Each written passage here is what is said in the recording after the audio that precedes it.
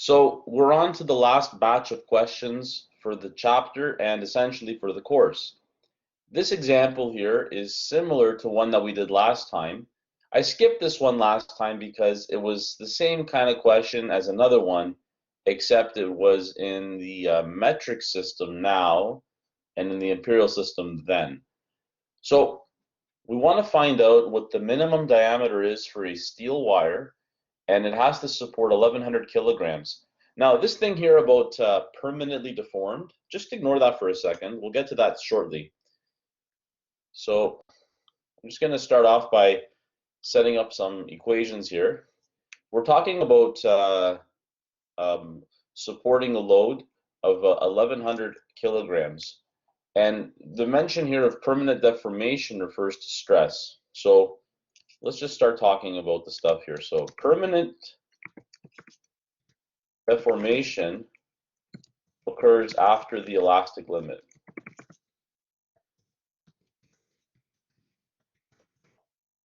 So what that means is when you're deciding when you're deciding what to do with the stress calculation, you have to consider the material and also the scope of how much stress it's to handle. In this case, we have steel. Steel, if you look it up, if you look up the elastic limit for steel,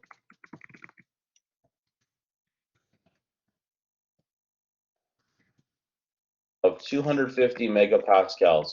Remember, you have to go back to the table earlier in the booklet. So you'll need that table on your test. And the table I'm referring to, if I scroll back here, I'm not gonna click on the table though. The table's this one here. The one that we did it last Tuesday, we did it last Friday. So yeah, that table there, you'll need it. And if you look up steel, you'll find it somewhere there. It's regular steel, I think here, right? So we're assuming it's regular steel. If you're not, don't worry, on the test, I'll be very clear about which type of steel. So don't worry about if you're not sure it was regular steel or hardened steel. So we have the following equations. So let's see here. We have the equation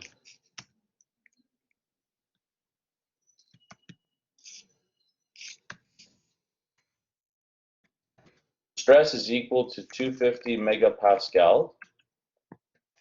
The force is something, and the area is something. That's our formula.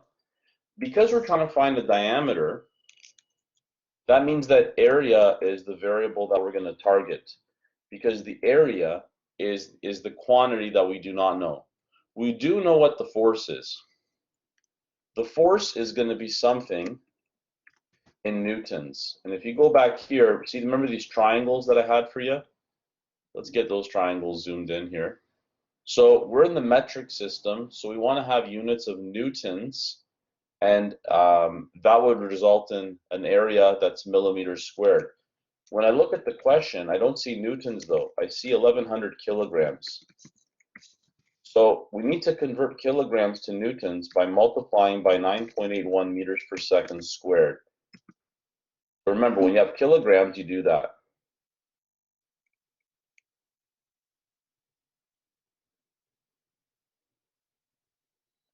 You want to find out the area, the cross-sectional area.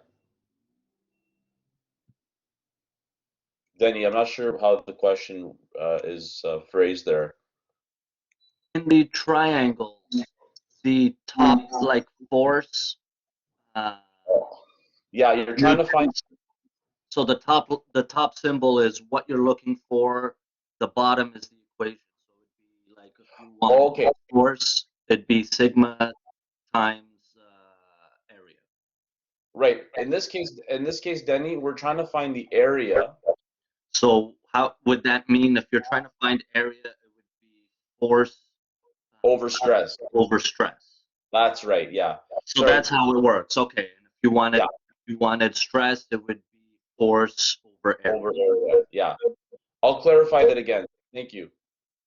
Okay. That's what I was trying to figure out for the past couple of days. So I'm glad we got that. Okay. Well, I think you nailed it. That's good. I'll repeat what Denny said because there might have been some feedback there. So this triangle here, the way you use it, we're trying to find the area because the area eventually gives us diameter.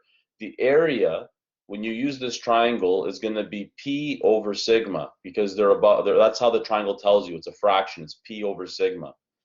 If you want to find sigma, then it would be P over area. And then finally, if you want to find P, the force, then you'd multiply stress times area. So in this case, we want to find the area. So eventually, we're going to have the formula area equals load over stress.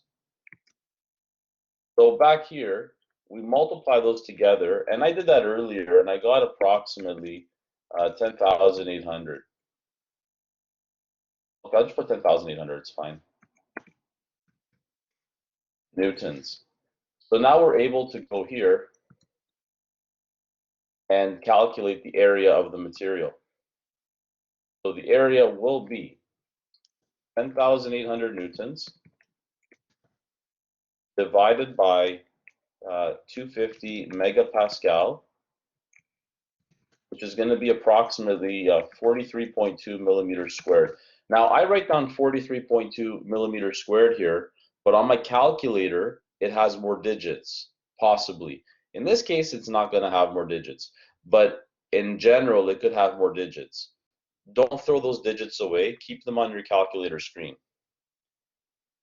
The next thing you want to do is actually find the diameter. So we'll find the radius because we know that the area, if I go over here, I can just write pi r squared right away because that's what it's a circle. I'm just trying to be a little bit economical with my space here.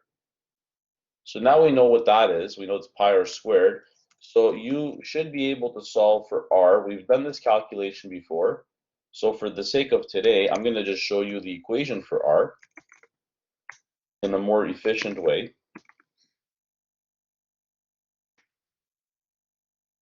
That's how you can do it in one step in terms of typing it on your calculator. Eventually, if you do that, you could find the diameter.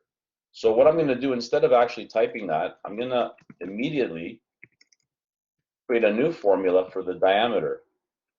The diameter is 2 times the radius, so it's just 2 times this thing here. Sorry, it glitches on PowerPoint when I try to select it, so I have to kind of do some funny business there. Anyway, that's the diameter. See, it's 2 times this thing here, this quantity. So that's approximately, and this is very important, it's approximately 7.4 millimeters. Now, the thing is, it's actually 7.4 something. So if you check it on your calculator, it's going to be a little bit more than 7.4. Since we have a minimum diameter condition, that's the answer. The answer should be 7.5 millimeters. If you put 7.4 on a test, it's not going to be a big deal. It would be the most minor deduction of a mark ever. For example, as you've seen with your past assignments, this is like a deduction of like 0.1 of a mark, like virtually nothing. Like a student gets this far and gets the diameter there, that's amazing work. That's what I want to see. This is just me giving credit to the person that absolutely does it flawless. Like they think about even the most minute detail in the question. So there you have it. There's a question involving a wire supporting a mass. And now you can actually do something practical. We mentioned last time that you could actually go get your hands dirty, so to speak, and grab a wire or a piece of material and say, you know what, I can calculate how much mass or weight this can support. So hopefully that from this experience, you do take away something practical just from this very simple example. So we're off to more questions now. I don't anticipate that we're going to have the most stressful, pardon the pun, the most stressful experience today. So let's see number 12. 12 is another question involving stress. Remember, the review for your test is available on Blackboard, and the review clearly shows you that about half of your test, maybe a little bit more than half your test, is on stress. Because as you recall, chapter 8 was not a very long chapter. It was an easier chapter, I think, but I don't think you're not going to see anything on your test that's hard. It's just the test, you might find it longer than the other tests, maybe because I think it's 8 questions. But it's not an issue of your ability. It might be an issue of speed. So anyway, let's take a look at number 12. We have a concrete column. So it's a rectangular, actually it's a square cross section. I know it's a square cross section because it says here x by x. It also says it in the question. I'm more of a visual person. I want to see the picture and kind of, digest that, and then I start reading the words after. But it depends on how you want to perceive and interpret. Anyway, it's being compressed by 1,820 kilonewtons. That's a lot of force, by the way. And we want to find out what the minimum value for x is, so that it can maintain a maximum stress of 16 megapascal. So in examining the question, we anticipate something on this diagram that is not necessary. This number right here. We're not talking about buckling. I mentioned that buckling is not in this course. Buckling is when the column might form an S shape and fail for other reasons. We're just talking about the most simple, which is just the linear stress, and basic compression here, nothing too intense. So the first thing you want to do is figure out what you're solving for and then set up a formula. And we can list the quantities if it helps you as well. So in this case, let's see what we have in terms of quantities. We know that P is equal to 1820 kilonewtons, which immediately, I'm going to write it in newtons, because we want the newtons as the units in the metric system when we're dealing with those calculations. Then we know what the stress is. It is the maximum stress, but I'm being a little bit more, comfortable here. I'm not going to write down, I could write a subscript here of max. I'm just keeping it simple because the mathematics for this question is not too dangerous. So the stress here is 16 megapascal. So far we're just kind of cruising along here. Whoops.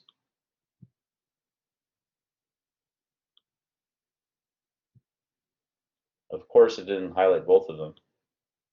Okay. And we want to find out, well, I guess we're going to find out the area. But before we actually set up the formula, and this is the formula the same as last time, it was area equals force over stress.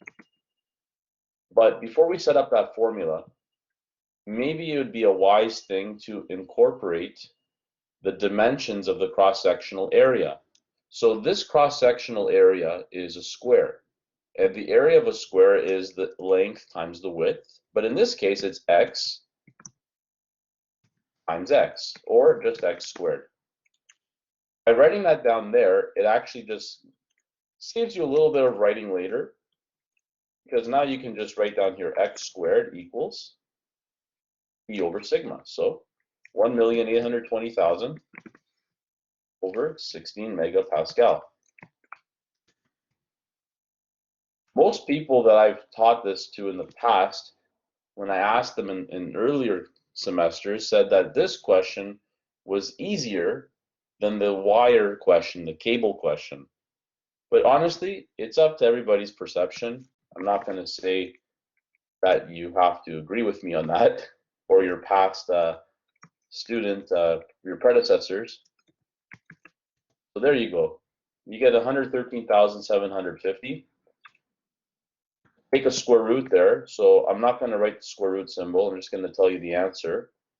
That's 337 centimeters. Sorry, millimeters. Why did I say centimeters? Why did I get glitched there for a second? because I was looking at the question. You see the question says units of centimeters. Make sure, again, this is like the small detail. This is like on a test or an assignment, the deduction of 0.1 or 0.2 because you didn't fully do the question to spec. In this case, we want the units specified as or presented as centimeters.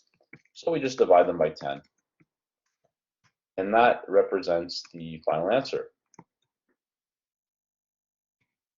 So there you have it. Let me know in the chat. We got a little bit of a smaller crowd today.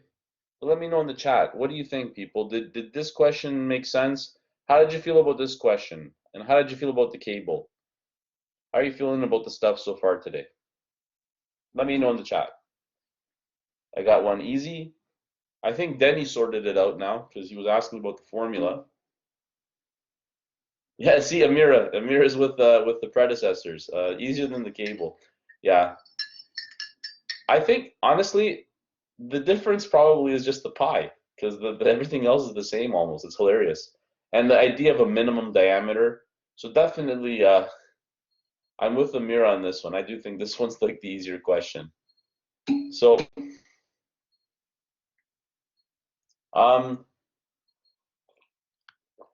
yeah, Ram. In all honesty, the questions that you're going to see on the last test, I don't think they're going to be similar to the class. Okay, you're not going to see anything too dangerous. The only thing you need to worry about for the test next week, Ram, and anybody else as well who's curious, is to make sure you work at a good pace. If you go too slow, you're going to run out of time. Oh, it's not a cube. Is it a cube? No, it's not. But it's not a cube, Zifeng. It's a cross section of a square. It doesn't say it's a cube. Cross section is a square. So all it's telling you, it's okay.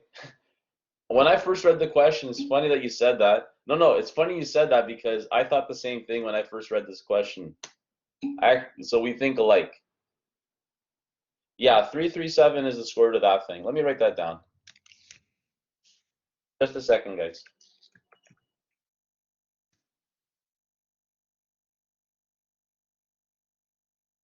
The only reason I didn't write this down, Denny, is because I don't want people to think they have to write this down.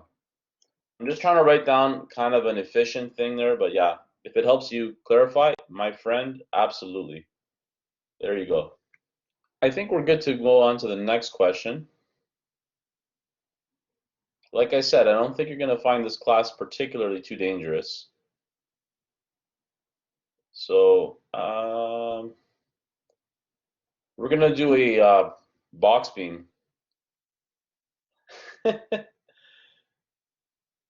You know, it's funny people say algebra this and that, but you know, algebra to me is just a language. It's just a language.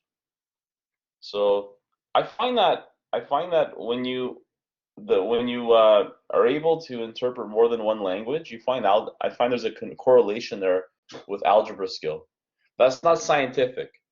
That's just my personal opinion, okay?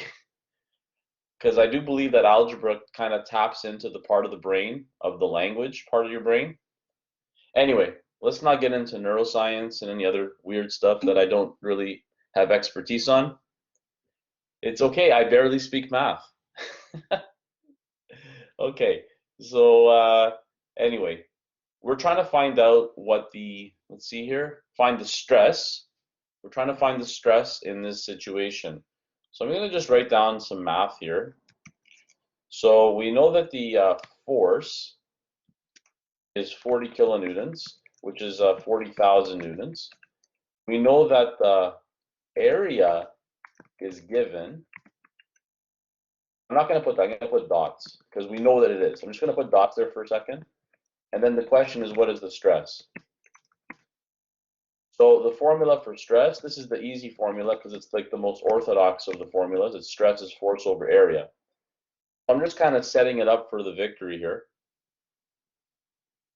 The thing is, though, that the area is a little bit screwed up. See here? The area is not a rectangle. It's this hollow. It's this shape here. The area is the red part only. this red thing here, okay? So when you look at that, how would you find the area of the shaded region? What would you think we should do there? How do we find that shaded region's area?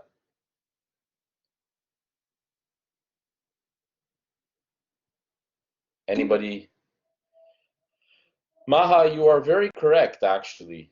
Very good. The only suggestion I would say is to convert everything to millimeters. So what Maha has in the chat is correct. I'm just going to say to write it in millimeters because we want the area in millimeters squared. But everything else is beautiful there. So let's go with what Maha has here. So we have two rectangles. We have the outer rectangle, and we have the inner rectangle.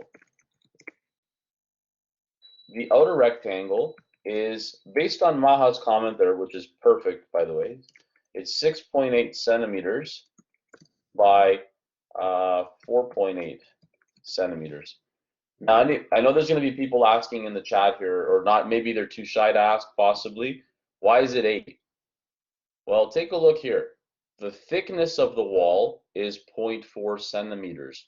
So what that means is, let me analyze just one of them, and then the same thing holds for the other one. So let's say you're talking about this, right? This is 4 centimeters. Sorry, this is 4 centimeters right here, okay? The inside part. Then this thickness here, that thickness there is 0.4. But there's also another one over here. So you got to do it twice. So that's why it's 0.4 and 0.4 is 0.8. So that's why I got 4.8 there. Similarly, in the vertical direction, it's 6 plus the 0.4 and the 0.4 again. So two of them. So that's why it's 6.8. Immediately, though, as I mentioned in the discussion, I would write that as 68 millimeters by 48 millimeters. And one last step there. Maybe I should put some equal signs here. That's going to be 68 by 48 is 3264.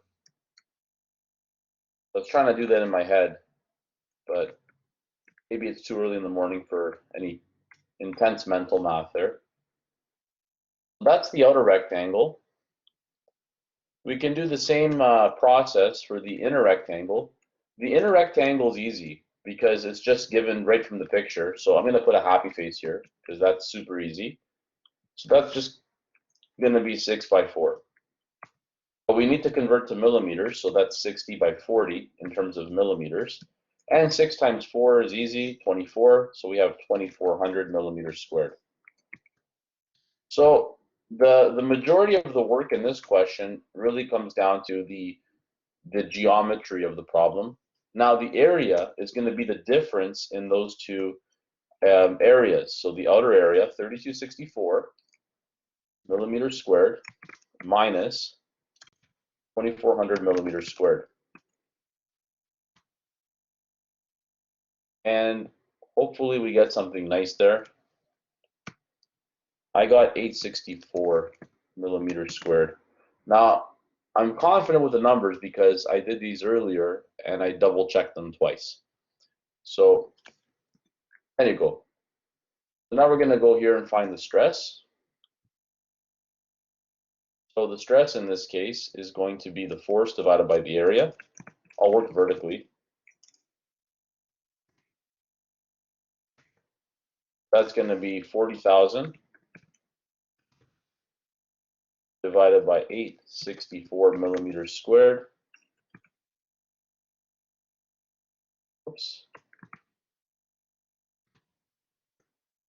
And eventually, I got an answer of 46.3 megapascal. I'm not saying it's on your test, but I've given a question like this in the past, in past years. And the most common mistake people make is the conversion from centimeters to millimeters, omitting that step. So make sure that you write it in millimeters. Whenever you do these stress calculation questions, you want to stick to the most orthodox of units, as I've mentioned several times now over the past 3 lessons. You always want to stick to newtons, megapascal, and millimeter squared, or in the imperial system, pounds, psi, and inches squared. So just so that you don't get too lost with all the writing on this page, let me just write down the answer in bold. And then this thing over here, which is just basically supplementary calculations, I'll just put that in a less invasive color, maybe a little gray here. Is that too faint? Can you still read that? Or is that not a good idea? Let's leave it like that. Just trying to get it out of the way because it's not like the central thing. Should do it like in neon pink or something with flashing lights on it, so it looks like a party or something. Anyway, okay, math party, Friday morning math party. Okay, let's see what's going on. Like honestly, at this point, most of you would be able to write the test, and it would be like smooth sailing. I'm gonna go to question number 17. No, actually, we'll do 17 after. Let's just do them in order. So here's the next question. I want to do about 4 more questions. There's 5 left. I might do just 4 of them because the 5th one is repetitive. So this diagram might be difficult to view, so I'm really going to just zoom in a lot, and we don't need this side tab anymore. So let's just really just get rid of that side tab. So as you're reading the question, I'm just going to put some extra information here because it might be difficult to read. Continue now. Okay, so the question here is calculate the tensile stress, and it's in the cross section of AA, and then in the second one it's in B prime. So what they're trying to find is the following.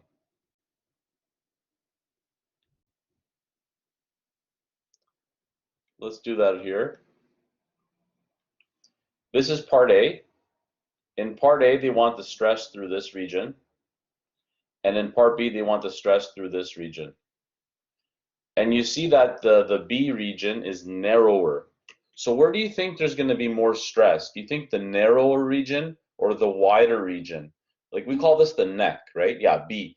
Why is it going to be more stress here? Because it's over a smaller area. It's more narrow, yes. And a bigger question is, if this thing was implemented in practice, less, yes, we're going to say less cross-section, but less surface, yes. If this was implemented in real life and you were to test it, the place that this object would most likely fail due to tensile stress would be in the middle region. We call that the neck. This neck region is the most susceptible to stress since it has the smallest cross-sectional area. So for this question, if you don't mind, I'm going to do a copy and paste from the solutions, but I'll walk you through it carefully. I'm not going to just drop it on you and then leave you alone. So let's take a look here. The first thing is that the load is 3,400 pounds. So I can just put that here in the page. Just a second, people. So we know that P is equal to 3,400 pounds. So I'm just going to copy and paste my solution here, but I promise you that I will discuss it carefully. And of course, these solutions will be posted on Blackboard, these lecture slides. So let's go through this slowly. I need to maybe perhaps use some more colors here. For some reason, my colors disappeared today. I think I did a software update, and I lost all of my crayons here, whatever you want to call them, my color palette. Anyway, if we're talking about this first one, which is length times width, here the area, it's these guys here. And that's A, because it's the same thing as here. It's the same numbers, because it's symmetrical in shape. And then you know that the load is 3,400. So there's the 3,400 for both cases. So we take the 16,875, 1.6875 inches squared right here. And eventually, you get an answer of 2,010 psi. So there's the answer to the first question. In the second example, we have, of course, again, area is length times width. Let's just delete that. There is the actual numbers that I kind of try to type again for you. So we're talking about the length and width there. By length and width, I'm talking about the thickness and I guess the height, if you want, in this case. And then you get an area of a much smaller area, which goes right here. And you get an answer which is significantly higher, roughly 4.5 times as high, large. And as some people hypothesized in the chat, definitely the second situation along the line segment B prime is where you're going to find the greater of the two stresses. So I'll just stop talking. I'll wait for 2 minutes and we'll continue the question shortly. So we'll resume in 2 minutes, okay? Just going to pause my mic. Okay, let's get back to business. We're going to do a question involving a unit conversion. So here we have a nice little question, short and sweet. It says, figure out how many psi are equivalent to a megapascal. I know the question is worded a little bit weird because it's giving you all these unit equivalencies. Ultimately, what you're trying to do is that. You're trying to find out 1 megapascal is equal to how many psi. So this is the only question in the entire book where you have to convert from one unit system to another. Let's just say that here. On your test, this type of question may appear once. Okay? So every other question that you might get on a test will stick to its own system. This question is more of an exchange between the two systems. So what we're going to do is we'll start by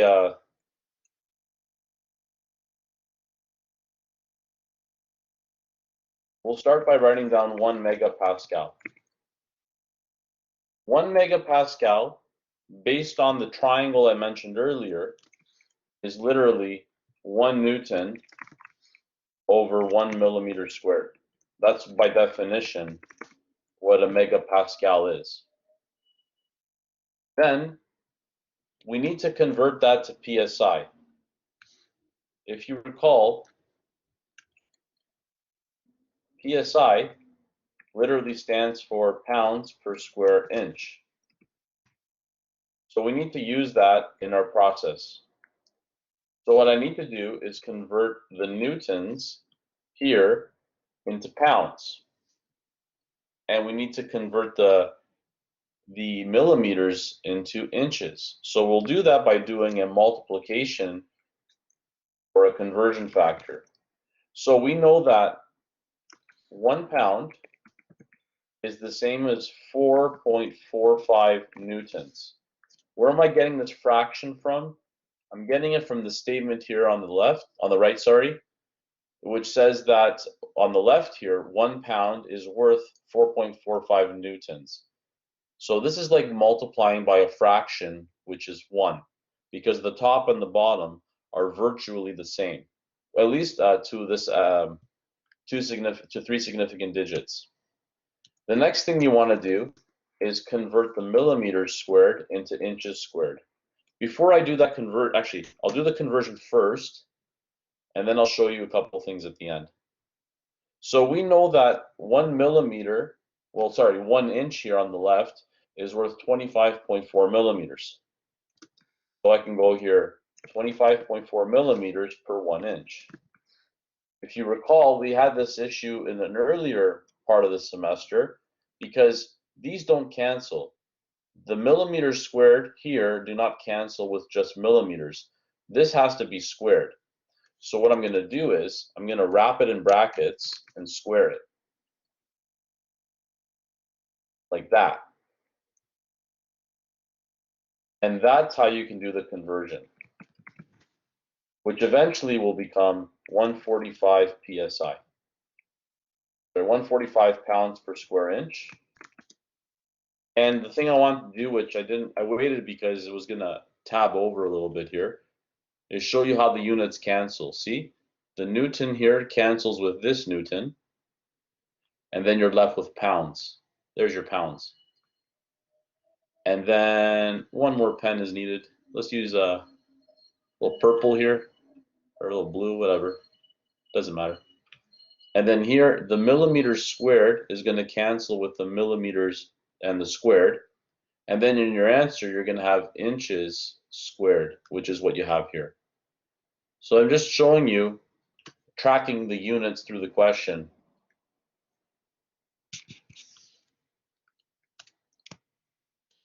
Oh, there's a simpler question in terms of the arithmetic, in terms of the algebra, but maybe tougher in terms of the arithmetic.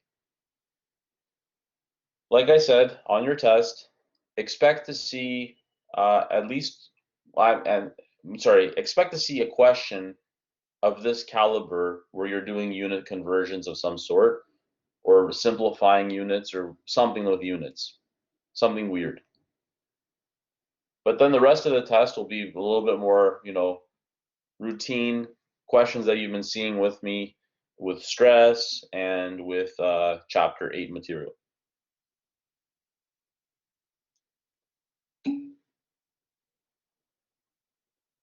Which part don't you get, Denny? It's not an equation though. You start off with this. This is a definition, and what I'm doing is I'm multiplying it by different fractions, which each fraction is equal to 1. See, this fraction here is equal to 1 because the top and the bottom are the same. And then what that allows me to do is convert newtons into pounds. And then I'm multiplying by the second fraction to do a conversion from millimeters to inches. What I can do, perhaps, is show you an alternative way of answering the question. Let's try this question alternatively. Not cross multiplying, you're canceling. You're canceling.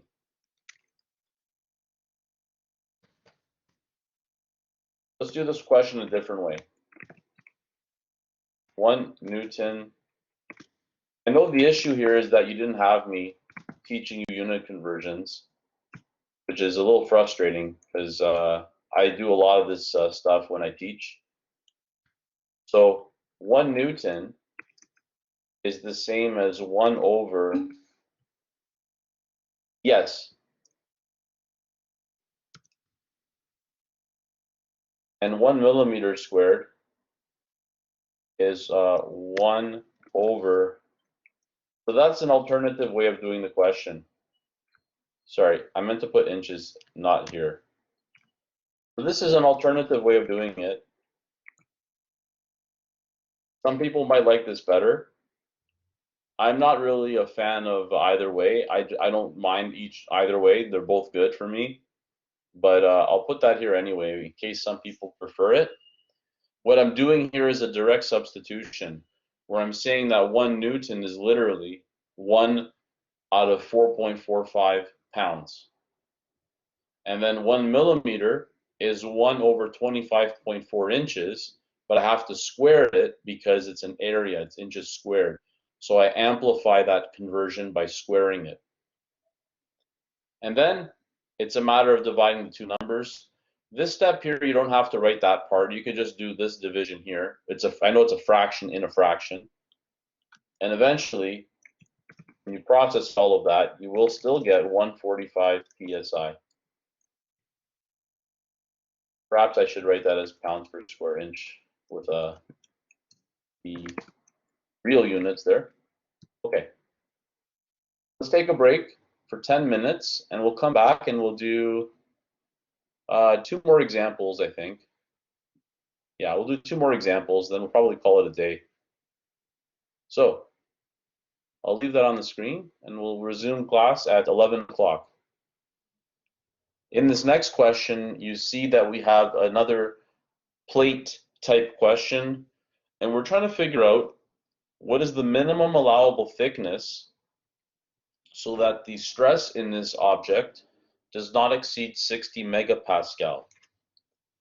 So when you're looking at the question, they're talking about the allowable thickness. Now the minimum thickness is denoted here. It's this letter T here. Might not be the most visible on this slide, but I assure you that that letter and highlighted in yellow is a T. And we're trying to find the minimum thickness. So the question you have to ask yourself is, if we're going to use stress equals force over area, which is what we've been using all day today, pretty much, and we're going to try to calculate an area, which area should we find? Should we find the area in the thicker part of this plate, or should we find it in the middle part where it's a little bit thinner? Do we pick the first one or the second one? Where should we go? I'll say A or B. Should we go to A or B? Where is it more likely to be dangerous to fail? Anybody in the chat there? Where do you think we should calculate the area? Should we calculate it here or here?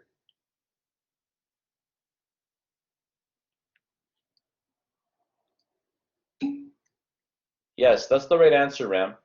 You want to find the area in the middle part. And the reason is because stress will develop higher, will have a greater value in the middle part. So let's write that down here. We found out from earlier that the middle region is where this type of shape will develop the most stress. So now that we have that settled, we can go and do some calculations. So we know that the stress is unknown. We know what the force is. The force is 10 kilonewtons, or 10,000 newtons. And I correct myself here, we actually do know what the stress is. My apologies. 60 megapascal. But we don't know what the area is. The area, we need to determine it in order to find the thickness. So what I'm going to do here, very nice, Maha. The area is 20T. So I'm going to just elaborate on your comment. Excellent work there. This shape here is a rectangle, and we know that the rectangle is length times width. So this is going to be 20, and this is going to be T. Now, why is it 20? Because that's centimeters. We need millimeters. So that's why I use 20 there. Very good, Maha. So that's 20T. 20 times T. So once you have that, then I think we're in a good spot to do some math. So I'm going to just scroll down here because we don't need the words anymore. We have the picture and we have the symbols. So area, go back to your triangle if you're not sure. That's okay. I'll go back to. So area is equal to, whoops, where are you? Area is force over stress. Force is 10,000 newtons. Stress is 60 megapascal. But in this case, what I'm going to do is, since we're going to substitute something for the area as well, it's better to write it in a separate line. So we're going to have 20T equals. And now, this here, when you divide 10,000 by 60, you get approximately 166.7 millimeters squared. If it helps you here, what I'll do is I'll put the 20 with its associated units, which are millimeters. I'm only putting units there to just clarify what's going on here with the calculation. So 166.7 millimeters, whoops,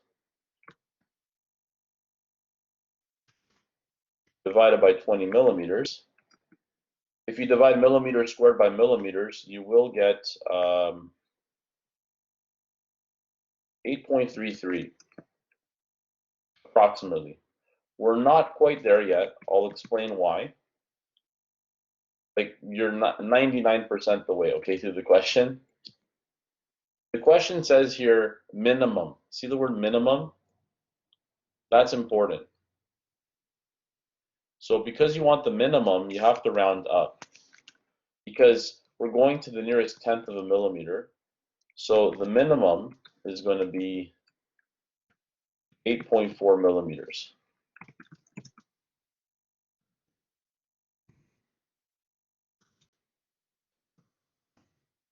Because minimum is something involving safety, and you want to make sure that you cross that threshold of safety.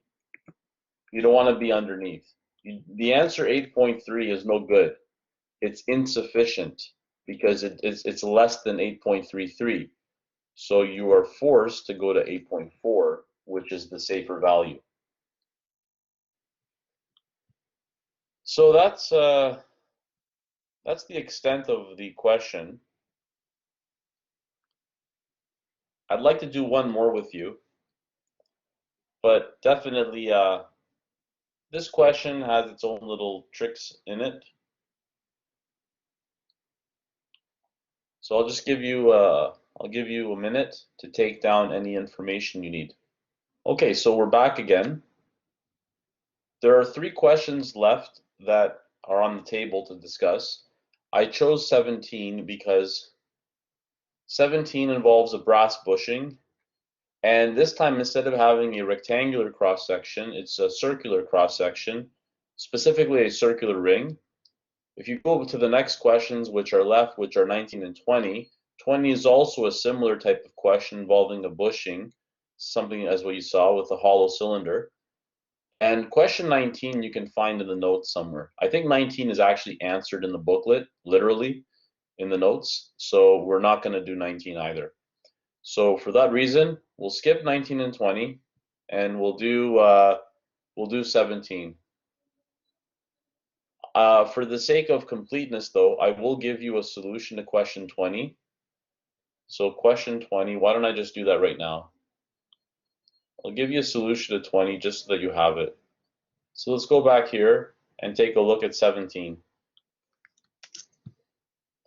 So last question of the semester, at least a lecture question. So just take a moment to read it, and then we'll take it up. Okay.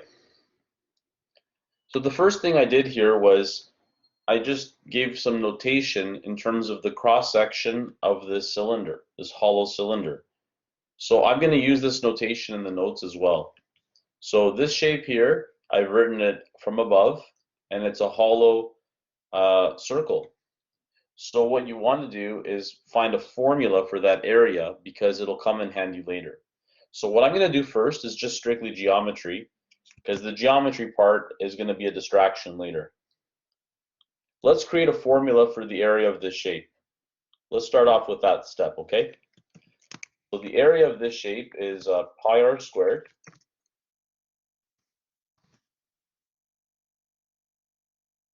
minus pi r squared. But the thing is it's confusing here because there's 2 radii, so we'll put subscripts of RO and RI for the outer and inner radii. And from there we can do some math with it later. So just keep that on standby. Now let's go back to the question. And it says here to find the allowable diameter. So we're basically trying to find the area, and then eventually we can get the diameter. So we need the area. So here we go. Stress, force, area, formula. Area equals force over stress. So this is a routine that we've seen 2 times already today. I think most of you will agree that we saw the exact same setup, not a diameter, but we saw these steps here in a similar question earlier, at least twice. The stress in this question is, well, not really given directly, but we'll talk about that in a second. But we know that the force is 72 tons. Because this is a tons is TONS, that's imperial tons. So we want to go to the pounds. Now that's going to be 72 tons, so that's 72 times 2,000, whoops, that's a 2, 2,000 pounds, which is 144,000 pounds. That's the first thing. We want to get that out of the way because you want to have the most direct units to what you need to calculate later, which are inches. So that's why we have pounds. The stress in this case, well, let's take a look here. It's the maximum, sorry, the minimum, but we're talking about brass. So we're going to have here the stress is equal to this ultimate stress of copper, of brass, sorry,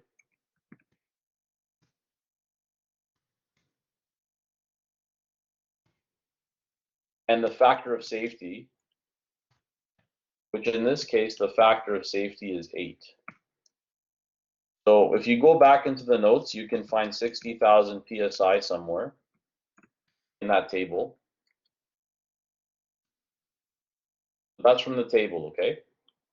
And the factor of safety is 8, which gives us an answer of 8,375 PSI. So we have enough information now to proceed in the question. So this question really ties a lot of things together. That's why I would consider it to be like the harder question. So we have enough information now to get the area. We can go and work our magic here. So that'll be equal to 144,000 pounds divided by 8,375 PSI, which is 17.194 inches squared. Oh, I won't even say that. Fine. So that's a big milestone in the question, because once you have the area, it just turns into a measurement question. So we kind of switch gears now, and we want to figure out what the heck is happening in terms of the geometry of the question. So let's see what we have here. In the main question, we're given the inside diameter. See that? The inside diameter is 3.88 inches. So if I go over here, we are given the inside diameter is equal to 3.88 inches, which immediately, sorry, the inside diameter, which immediately tells us the inside radius, which is half of that, or 1.94 inches.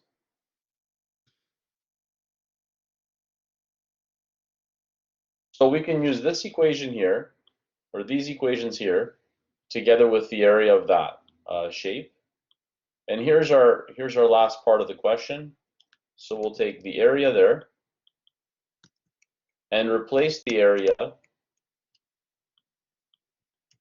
with 17.194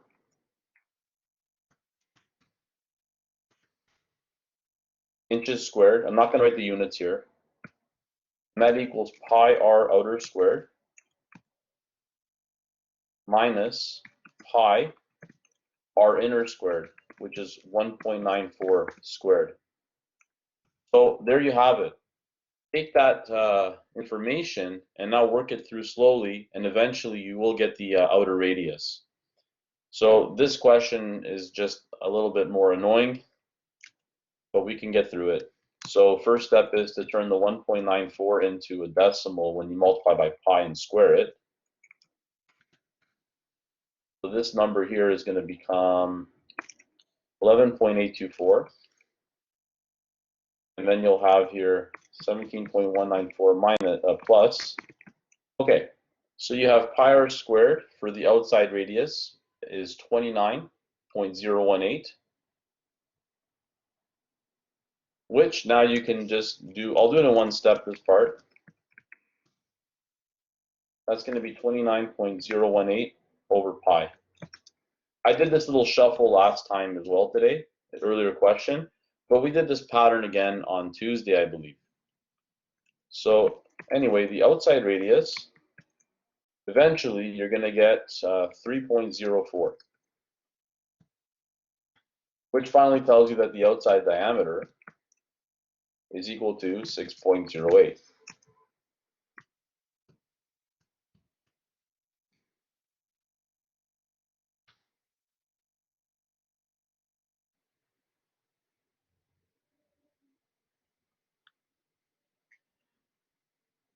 It's all about mapping out the question and really just organizing your space and separating the information.